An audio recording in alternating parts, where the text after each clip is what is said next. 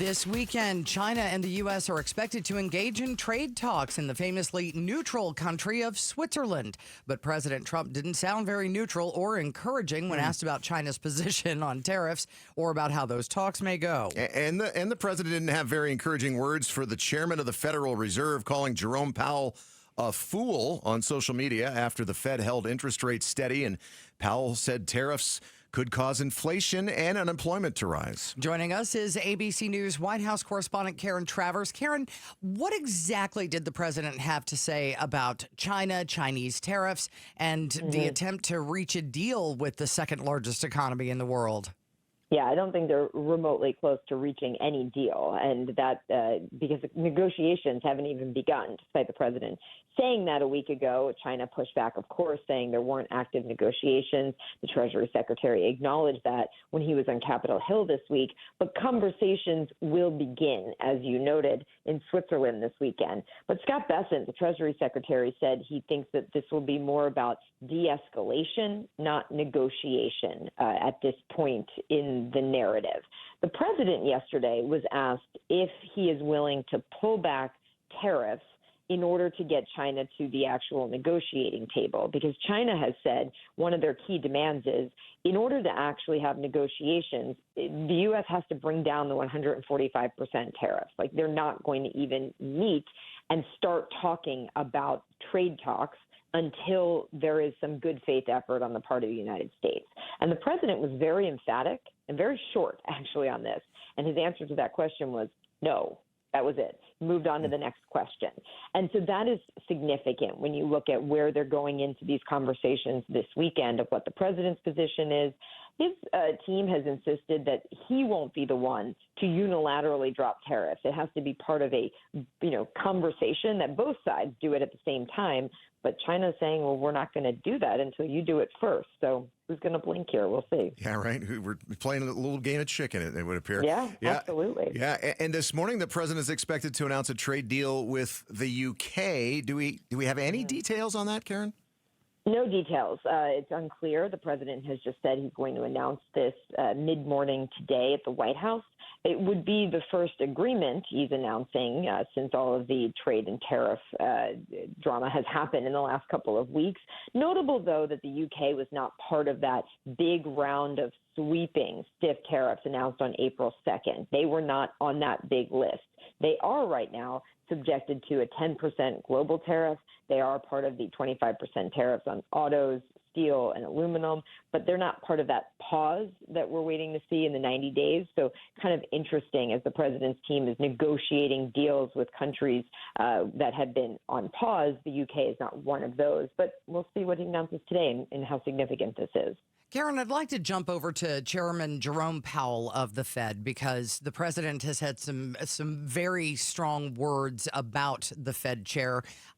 Is he likely to step down? Is there likely to be any movement on the Fed because of this rancor between the two? No, there's no indication of that. His term goes until May of 2026. The president was asked recently about would he try to push him out, force him out, and he said no, he'll just appoint somebody new at the end of his term. All right. He'll just keep calling him names, I guess. Right. Thanks a lot, Karen Travers, ABC News White House correspondent.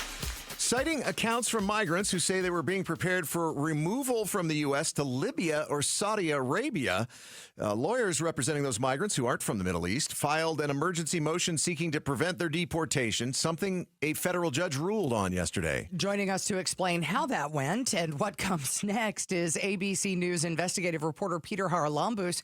Peter, how did we learn about these migrants being deported to the Middle East? Was it from the administration or was it from the migrants themselves? It was basically from everyone but the Trump administration. There were news reports as early as Wednesday basically saying that the Trump administration was actively considering doing this as early as this week. There were firsthand accounts from migrants, according to these lawyers who said their clients received notices saying that they're going to be removed to Libya. And there was even a kind of concern that there was a flight taking off from Texas all the way to Libya, a military aircraft that some people suspected might actually be this migrant flight. All of that really prompted this group of lawyers to run to a federal court in Boston to ask for an emergency order, saying that if this flight actually does contain migrants, that it would be in violation of a previous court order that prohibited removals to countries other than that person's place of origin. So this ruling, in many ways, just a reiteration of that preliminary injunction that was issued by Judge, I think it's Brian Murphy last month, right? That's exactly right. So last month, as the Trump administration was kind of carrying out these deportations to El Salvador, Judge Murphy entered a preliminary injunction that basically said, if you're going to send someone to a country that's not actually their place of origin or the place where they have a final order of removal, you should give them enough time, basically, and notice so that they can raise concerns about the safety of themselves in that location, right? If you're going to send someone to El Salvador, you should give them enough time to say, hey, I might get persecuted in El Salvador because of a certain characteristic they might have or because something in their past. This judge said that same order applies just as well to Libya, saying that if the Trump administration was going to carry out these deportation flights, as some media reports suggested he might, that would be in violation of his court order. Out of curiosity, has the administration explained why not just send the people that they're deporting back to their country of origin? Wouldn't that be simpler and keep the courts out of your hair? That's a great question. We really haven't gotten much of a response from the White House on this. Trump was asked about it in the Oval Office. He said he didn't have anything to say on it. Kristi Noem was asked about it. She didn't have anything to say on it. The Pentagon declined to comment. No one was really giving much of a rationale. But I guess one reason that at least has been speculated is the deterrence effect that comes from sending people to Libya, right?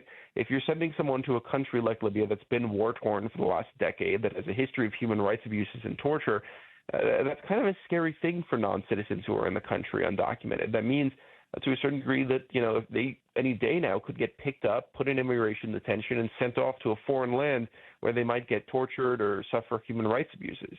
In some ways, that might potentially be the incentive here, and that it's another scary reason for migrants to self-deport.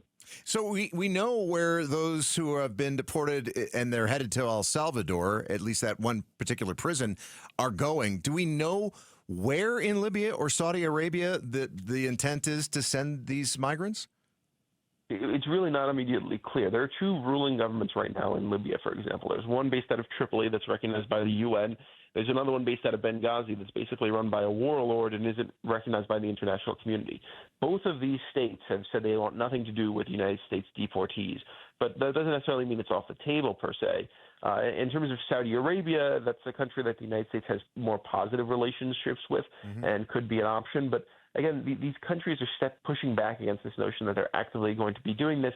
And it's unclear if the Trump administration perhaps got the cart ahead of the horse here by, allowing public media reports about this and not necessarily denying it, and then having this judge block it before something could theoretically even happen. ABC News investigative reporter Peter Charalambous with us here on KTAR as we learn that there was a plan to deport migrants who were not from those countries to Libya and Saudi Arabia. Well, at least potentially a plan, right? Yeah. There's been a kink in that plan if it actually existed. A hitch in your get along. Right, exactly. Thanks for watching Arizona's Morning News. Click to watch more from KTAR News and hit the button in the middle to subscribe.